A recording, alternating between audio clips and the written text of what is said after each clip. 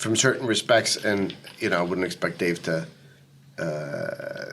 discuss any particular personal stuff as such, but I've discussed certain personal things of my own. Born in Romania, came here when I was 7.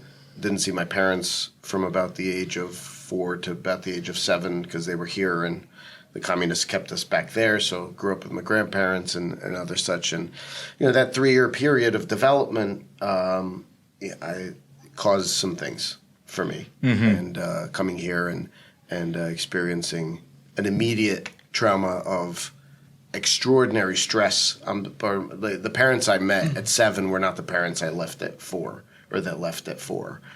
They were basket cases, and it were extremely difficult to make a life as an immigrant here, and how that affects a child, and the fact that they didn't really understand that. And I'm not judging them. Everybody did their best. I can clearly say that, although stuff gets left and lingered, and how that affects an adult growing up, and so on, and certain addictions that come of that. Even if you're transcending it just for yourself. Yeah, you can do that. So I now have a new relationship with my family. Whatever relationship they have with me, I don't know. But I'm now having a relationship with them that's different because I've transcended this thing. Yeah. Sounds more hopeful. It does. Some level. It does. It takes two. But it takes them to allow you to be because there's often a lot of power dynamic in keeping one of the people kind of as the scapegoat. And if there is dysfunction, then that person not being the scapegoat anymore causes the dysfunction to get reflected back upon the dysfunctional family, and they don't usually go for that. So it typically leads to ostracizing. But let me ask you this. You've now changed the equation somewhat, right?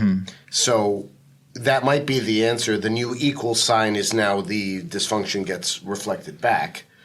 But it would certainly have to cause them to change their behavior. Well, they could disown you.